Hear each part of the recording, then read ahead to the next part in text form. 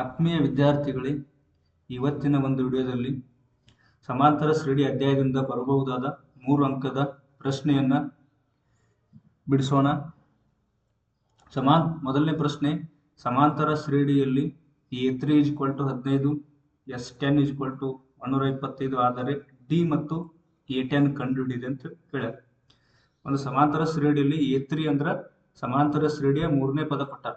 ಮೂರನೇ ಪದ ಎಷ್ಟೈತಿ ಅಂದ್ರ 15 ಐತಿ. ಮೂರನೇ ಪದ 15. ಆಮೇಲೆ ಸಮಾಂತರ ಶ್ರೇಣಿಯಲ್ಲಿ 10 ಪದಗಳ ಮೊತ್ತ 125 ಕೊಟ್ಟರು. ಆದ್ರ ಸಾಮಾನ್ಯ ವ್ಯತ್ಯಾಸ ಡಿ ಮತ್ತು ಸಮಾಂತರ ಶ್ರೇಣಿಯ 10ನೇ ಪದ ಎಷ್ಟೈತಿ ಅನ್ನೋದನ್ನ ಕಂಡುಹಿಡಿಯಬೇಕು. ಮೊದಲಿಗೆ ನೋಡ್ರಿ, A3 15 ಕೊಟ್ಟಾರ ಅಂದ್ರೆ ಸಮಾಂತರ ಶ್ರೇಣಿಯ ಮೂರನೇ ಪದವನ್ನು ಕೊಟ್ಟಾರ. ನಾವು ಅದನ್ನ A3 15 ಇದ್ದದನ್ನ ನಾವು ಸೂತ್ರದಲ್ಲಿ ಬರೀಬೇಕು. ನೋಡ್ರಿ, ನಾವು ಸಮಾಂತರ ಶ್ರೇಣಿಯಲ್ಲಿ ಸಾಮಾನ್ಯವಾಗಿ n ಪದಗಳನ್ನು ಕಂಡುಹಿಡಿಯಾಕ a plus bracket n minus 1 into D ಈ ಸೂತ್ರವನ್ನು ಬಳಸ್ತೀವಿ. an. ಇಲ್ಲಿ n ಅಂತಂದ್ರೆ ನೋಡ್ರಿ 3 ತುಂಬಬೇಕು. ಇಲ್ಲಿ n ಅಂದ್ರೆ 3 ತುಂಬಬೇಕು. ಸಮಾಂತರ ಶ್ರೇಣಿಯ ಮೂರನೇ ಪದ ಸಿಗ್ತದೆ ನಮ್ಗೆ. n ಅಂದ್ರೆ 3 ತುಂಬಿದಾಗ ನೋಡ್ರಿ ಏನಾಗ್ತದೆ ಅಂದ್ರೆ ಇದು a plus n minus 1. n ಅಂದ್ರೆ 3, 3ರ 1 ಕಳಿಬೇಕು. ಅವಾಗ ಎಷ್ಟಾಗತ್ತೆ ಅಂದ್ರೆ 2 ಆಗ್ತತಿ. 2 ಇಂಟು ಡಿ ಅಂತಂದ್ರೆ 2 ಡಿ ಇದು n ಅಂತಂದ್ರೆ A3. ನಾವಿಲ್ಲಿ A3 ತುಂಬಿದೆ ಅಂತಂದ್ರೆ ಇದು ಸಮಾಂತರ ಶ್ರೇಣಿಯ ಮೂರನೇ ಪದ ಆಗ್ತದೆ. ಸಮಾಂತರ ಶ್ರೇಣಿಯ ಮೂರನೇ ಪದ ಅವ್ರು ಆಲ್ರೆಡಿ ಕೊಟ್ಟ 15 ಅಂತ ಹೇಳಿ ಇಲ್ಲಿ ನಾವು 15 ಅಂತ ಬರ್ಕೊಳ್ಳೋದು. ಅಂತ ಇದರ ಅರ್ಥ ಏನು? ಇದೇನಾಗ್ತದೆ ಅಂತಂದ್ರೆ ನೋಡ್ರಿ, a ಪ್ಲಸ್ 2d 15 ಆಯ್ತು. ಇದನ್ನ ನಾವು ಹೇಳಿಕೆ 1 ಅಂತ ಹೇಳಿ ಪರಿಗಣಿಸ್ಬೇಕು. ನೆಕ್ಸ್ಟ್, ಸಮಾಂತರ ಶ್ರೇಣಿಯ 10 ಪದಗಳ ಮೊತ್ತ 125 ಅಂತ ಕೊಟ್ಟಾರ. ನಾವು ಇಲ್ಲಿ ಒಂದು ಸೂತ್ರವನ್ನು ಯಾವ್ದು ಬರೀಬೇಕಂತಂದ್ರೆ ಇಲ್ಲಿ ಮೊದಲಿಗೆ n ಪದಗಳ ಸೂತ್ರ, n ಪದಗಳನ್ನು ಕಂಡುಹಿಡಿಯಾಕ n a plus bracket n minus 1 into D ಎಂಬ ಸೂತ್ರವನ್ನು ಬರ್ಕೊಂಡ ಅಲ್ಲಿ A3 ಬೆಲೆಯನ್ನು ತುಂಬಿ ಹೇಳಿಕೆ 1 ಅಂತ ತಗೊಂಡಿವು. ನೆಕ್ಸ್ಟ್ ಇಲ್ಲಿ S10 ಕೊಟ್ಟಾರ. ಅದನ್ನ ನಾವು ಸಮಾಂತರ ಶ್ರೇಣಿಯಲ್ಲಿ n ಪದಗಳ ಮೊತ್ತವನ್ನ ಕಂಡುಹಿಡಿಯಲು ಉಪಯೋಗಿಸ್ತಕ್ಕಂಥ ಸೂತ್ರ ಯಾವ್ದಂದ್ರೆ S ನೋಡ್ರಿ n/2 into bracket 2a plus bracket n minus 1 into D. ಇಲ್ಲಿ 10 ಪದಗಳ ಮೊತ್ತ ಕೊಟ್ಟಾರ. 10 ಪದಗಳ ಮೊತ್ತ ಎಷ್ಟೈತಿ ಅಂದ್ರೆ 125. ಇಲ್ಲಿ S ಅಂತಂದ್ರೆ 125 ಆಗ್ತೈತಿ. ಇನ್ನು n ಅಂತಂದ್ರೆ ಪದಗಳ ಸಂಖ್ಯೆ ನೋಡ್ರಿ ಎಷ್ಟು ಕೊಟ್ಟಾರು, 10 ಪದಗಳ ಮೊತ್ತ. n ಅಂದ್ರೆ 10 ಕೊಟ್ಟಂಗೆ 10/2 ಇಂಟು ಬ್ರಾಕೆಟ್ 2a ಪ್ಲಸ್ ಇಲ್ಲಿ n ಅಂತಂದ್ರೆ 10, 10ರ 1 ಕಳಿಬೇಕು, 9 ಡಿ ಸಿಗುತ್ತೆ ನಮಗೆ. ನೆಕ್ಸ್ಟ್ ಇದನ್ನ ಸ್ವಲ್ಪ ನಾವು ಸುಲಭ ರೂಪ ತಂದಾಗ 2 1 2, 2 5 10 ಕಡ್ತಾ ಹೋಗ್ತೈತಿ. ನೆಕ್ಸ್ಟ್ ಈಚೆ ಕಡೆ ಏನಾಗ್ತೈತಿ ನೋಡ್ರಿ, ನಾ ಇದನ್ನ ಈ ರೀತಿ ಬರ್ಕೋತೀನಿ. 2a plus 9d 125. ಇಲ್ಲಿ ಇರ್ತಕ್ಕಂಥ 5 ಈ ಕಡೆ ಹೋದಾಗ ಏನಾಗ್ತೈತಿ ಅಂದ್ರೆ ಭಾಗಾಕಾರ ಆಗ್ತೈತಿ. 125 ಭಾಗಲೇ 5. ನೆಕ್ಸ್ಟ್ 125 ನಾವು 5ರಿಂದ ಭಾಗಿಸ್ಬೇಕು. 5ರಿಂದ ನಾವು ಕಡ್ತಾ ಹೊಡಿಬೇಕು. 5 1 5, 5 2 10, ಆಮೇಲೆ 2 ಕೈಲ 5 ಅಂತಂದ್ರೆ 25 ಆಯ್ತು. 5 5 25. ಅವಾಗ 2a ಪ್ಲಸ್ 9d ಎಷ್ಟು ಸಿಗ್ತದೆ ಅಂದ್ರೆ ನಮ್ಗೆ ಇಲ್ಲಿ 25 ಸಿಗ್ತದೆ. ಇದನ್ನ ನಾವು ಹೇಳಿಕೆ 2 ಅಂತ ಹೇಳಿ ತಗೋಬೇಕು. ಈಗ ನೋಡ್ರಿ, ಇಲ್ಲಿ ಹೇಳಿಕೆ 1 ಮತ್ತು 2ರ ಸಹಾಯದಿಂದ ನಾವೇನ್ ಮಾಡ್ಬೋದು ಅಂದ್ರೆ ಇಲ್ಲಿ a ಅಥವಾ d ಯ ಬೆಲೆಯನ್ನ ಕಂಡುಹಿಡಿಯಬಹುದು. ನಾ ಇಲ್ಲಿ ಏನ್ ಮಾಡ್ತಂತಂದ್ರೆ ಮೊದಲ ಇಲ್ಲಿ ಹೇಳಿಕೆ 1ರಲ್ಲಿ a ನೋಡ್ರಿ a ಯ ಸಗುಣಕ 1 ಐತಿ. ನೆಕ್ಸ್ಟ್ ಹೇಳಿಕೆ 2ರಲ್ಲಿ a ಯ ಸಗುಣಕ 2 ಐತಿ.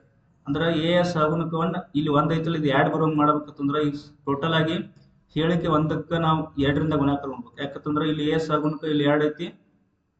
ಇಲ್ಲಿ 1ನೇ ಹೇಳಿಕೆಯಲ್ಲಿ ಇರ್ತಕ್ಕಂಥ a ಯ ಸಗುಣಕ ಇಲ್ಲಿ 1 ಐತಿ. ಹಿಂಗಾಗಿ ಇಲ್ಲಿ 2 ಆದಾಗ ನಾವು 1ನೇ ಹೇಳಿಕೆ 2ನೇ ಹೇಳಿಕೆಯಲ್ಲಿ 1ನೇ ಹೇಳಿಕೆಯನ್ನು ಕಳೆದಾಗ 2a ಮತ್ತು 2a ಕ್ಯಾನ್ಸಲ್ ಆಗ್ತದೆ. ಅದಕ್ಕೆ ಏನ್ ಮಾಡೋಣ, ಹೇಳಿಕೆ 1ಕ್ಕೆ 2ರಿಂದ ಗುಣಾಕಾರ ಮಾಡೋಣ. ಹೇಳಿಕೆ 1ಕ್ಕೆ 2ರಿಂದ ಗುಣಾಕಾರ ಮಾಡಿದಾಗ ನೋಡ್ರಿ 2d 15 ಐತ್ಲೆ.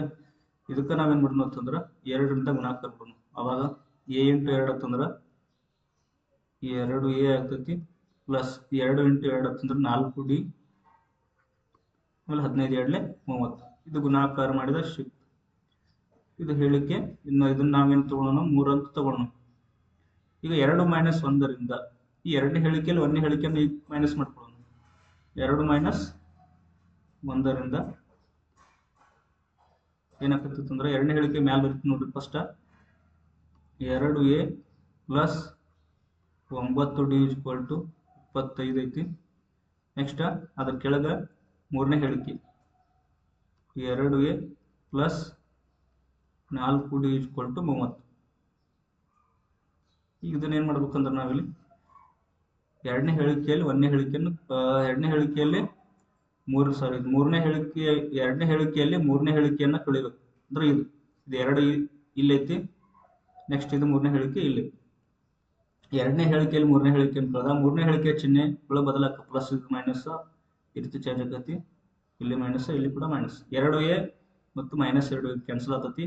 9d ಮೈನಸ್ 4d 9ರಾಗ 4 ಕಳಿಬೇಕು ಎಷ್ಟು ಬರ್ತೈತಿ ಇಲ್ಲಿ 5d ಸಿಗ್ತೈತಿ ನಮ್ಗೆ.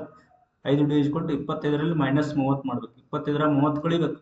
ದೊಡ್ಡ ಸಂಖ್ಯೆ ಚಿಹ್ನೆ ಮೈನಸ್ ಇರ್ತೈತಿ ಅಂದ್ರೆ ಮೈನಸ್ 5 ಬರ್ತದೆ. ಅಲ್ಲ ಡಿ ಇಸ್ಕೊಟ್ಟು ಎಷ್ಟು ಏನಾಗ್ತೈತಿ ಅಂದ್ರೆ ಈ ಮೈನಸ್ 5ಕ್ಕೆ 5ರಿಂದ ಭಾಗಿಸಿದಾಗ ಡಿ ಬೆಲೆ ನಮ್ಗೆ ಮೈನಸ್ 1 ಸಿಗ್ತದೆ.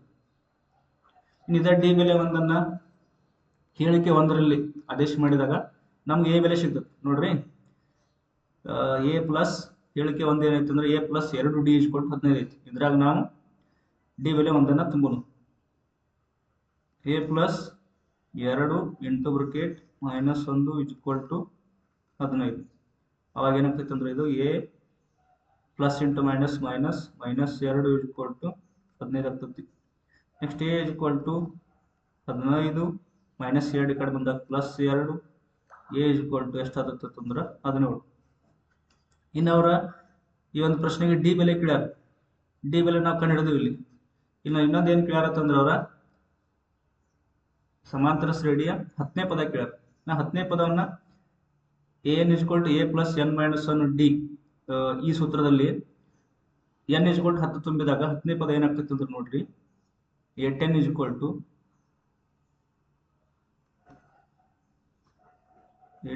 ಏನಾಗ್ತೈತೆ ಅಂದ್ರೆ ಎ ಪ್ಲಸ್ 10ನೇ ಪದ ಇಲ್ಲಿ ಎನ್ ಅಂತಂದ್ರೆ 10 ಐತಿ. ಎನ್ ಮೈನಸ್ 1 ಐತಲ್ಲ ಇಲ್ಲಿ ಎನ್ ಇದ್ದಲ್ಲಿ 10 ತುಂಬಿದಾಗ 10ರಾಗ 1 ಕಡಿಮೆ ಆಗ್ತೈತಿ. ಅವಾಗ 9d ಸಿಗ್ತದೆ. ನೆಕ್ಸ್ಟ್ ಇದರಲ್ಲಿ ಎ ಮತ್ತು ಡಿ ಬೆಲೆಯನ್ನು ತುಂಬಬೇಕು ನೋಡ್ರಿ. Next a 10 is equal to a ಬೆಲೆ ಎಷ್ಟೈತೆ ಅಂದ್ರೆ ಇಲ್ಲಿ 17 ಬಂದೈತಿ ನಮ್ಗೆ ಪ್ಲಸ್ 9 ಇಂಟು ಡಿ ಬೆಲೆ ಮೈನಸ್ 1 ಐತಿ.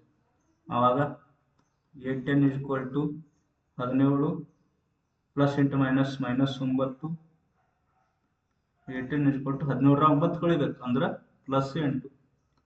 ಸಮಾಂತರ ಶ್ರೇಣಿಯ 10ನೇ ಪದ ನಮ್ಗೆ ಎಷ್ಟು ಸಿಗುತ್ತೆ ಅಂದ್ರೆ ಇಲ್ಲಿ 8 ಸಿಗ್ತದೆ ನೋಡ್ರಿ. ಇಲ್ಲಿ ಅವ್ರು ಕೇಳಿದ್ದು ಸಮಾಂತರ ಶ್ರೇಣಿಯ ಡಿ ಬೆಲೆ ಕೇಳ್ಯಾರ. ಡಿ ಬೆಲೆ ನಮ್ದು ಎಷ್ಟು ಬರ್ತಂದ್ರೆ ಇಲ್ಲಿ ಮೈನಸ್ 1 ಬತ್ತು. ನೆಕ್ಸ್ಟ್ ಸಮಾಂತರ ಶ್ರೇಣಿಯ 10ನೇ ಪದ ಎಷ್ಟೈತಿ ಅಂದ್ರೆ 8. ಈ 10ನೇ ಪದವನ್ನು ಕಂಡುಹಿಡಿಯಬೇಕಾದ್ರೆ ಡಿ ಜೊತೆಗೆ ನಾವು ಎ ಬೆಲೆಯನ್ನು ಕೂಡ ಕಂಡುಹಿಡಿಯಬೇಕಾಗ್ತತಿ. ಎ ಬೆಲೆ ಎಷ್ಟೈತಿ ಅಂದ್ರೆ ಇಲ್ಲಿ 17 ಐತಿ.